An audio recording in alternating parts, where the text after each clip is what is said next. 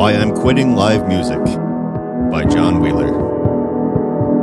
This is the story of the final nail in the coffin. Those that know me are acutely aware that I had already downsized my involvement in the world of live music over the past 10 years, starting with the death of SMB and reaching an all-time low when I gave up on my zero, along with the notion of being in rock bands in general in 2019. I had almost made it so many times, but I never did. I wasn't having fun anymore, and the idea of having a successful music career no longer felt worth the truckloads of pain, frustration, disappointment, and depression that came with it. I did, however, decide that I would still write and produce music, and it might be fun to play the occasional solo live show. I believed that if I ran things simple and small enough, I could experience the joy I used to feel without all of the stress. That belief led me to enter one of my solo tracks into an online band battle for a chance to open for one of my favorite new school industrial bands, Aesthetic Perfection. I won by a landslide, and I was on cloud nine. I bought a speaker, a mini light show, ordered merch, and I got a new laptop to run everything live. I promoted like crazy. I was very excited. Then, a few days ago, I was informed by Aesthetic Perfection's lead singer that the Amsterdam Bar and Hall had told them that I was not allowed on the premises, and if they didn't drop me from the show would be canceled. That was heartbreaking, so I asked the singer, Daniel, if I could have some time to see why on earth this was. He said, of course. He seems like a real nice guy. Shame I won't get to meet him.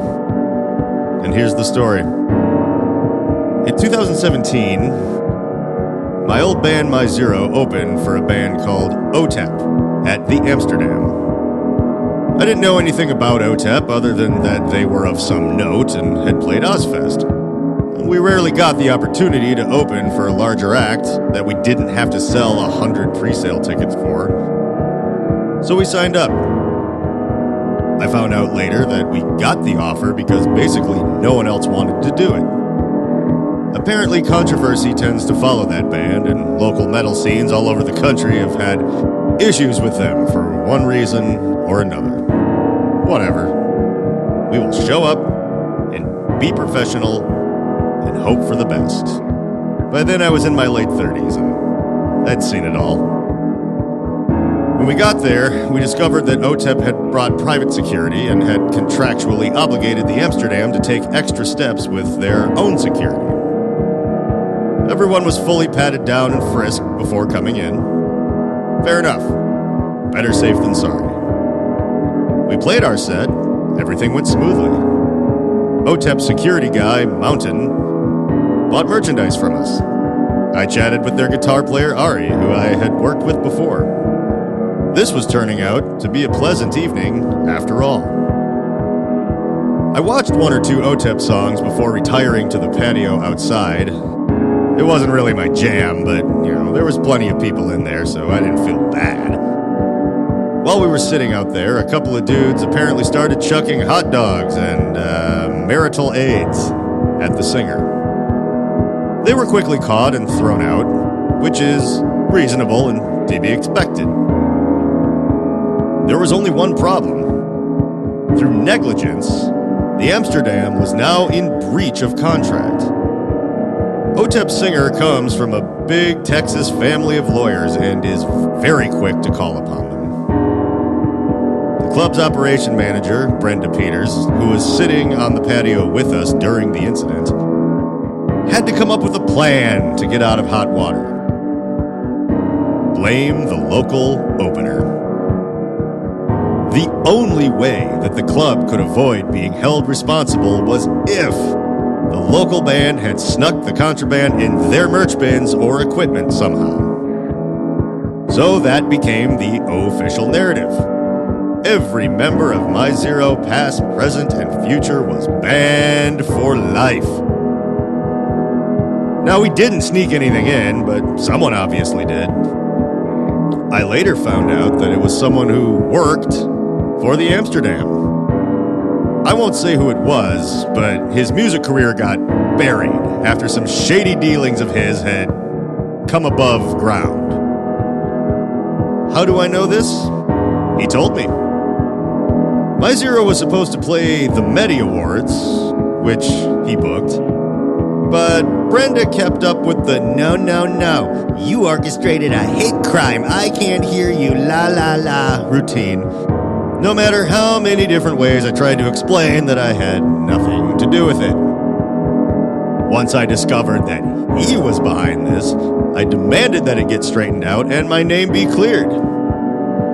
Which seemed to happen, because we were allowed to perform at the Medi Awards at the Amsterdam Bar and Hall after all of the Otep nonsense. And it was fun. A large naked man ran on stage during our set, and a big skinhead assaulted several women in the audience while security did nothing, even after they were made aware. I guess since it's the kind of place that allows their own booking agents to sneak naughty items in to be thrown at a national headliner while blaming an outside party to avoid being sued, I shouldn't expect much in the way of safety or accountability. Since then, I've attended several events at the Amsterdam. 3 members of My Zero in their other band have played the Amsterdam multiple times. Now, years later, I get kicked off a show opening for a band that I truly enjoy at the last possible minute. I reached out to Brenda Peters to see what's up, and she told me that no one from My Zero is welcome at the Amsterdam because I, quote, was involved in hateful activity towards Otep, end quote. When I asked if she remembered how we already figured out that I had nothing to do with said incident and that I had been subsequently allowed back, she informed me that it was not up for discussion. So that's it. My wife, who was the one who originally showed me Aesthetic Perfection, and I had bought tickets to this show long before I was added to the bill, and now we can't even attend. No refunds, no nothing. I'm not sure what's changed, other than apparently Otep is going back on the road soon. But at this point, I'm done fighting.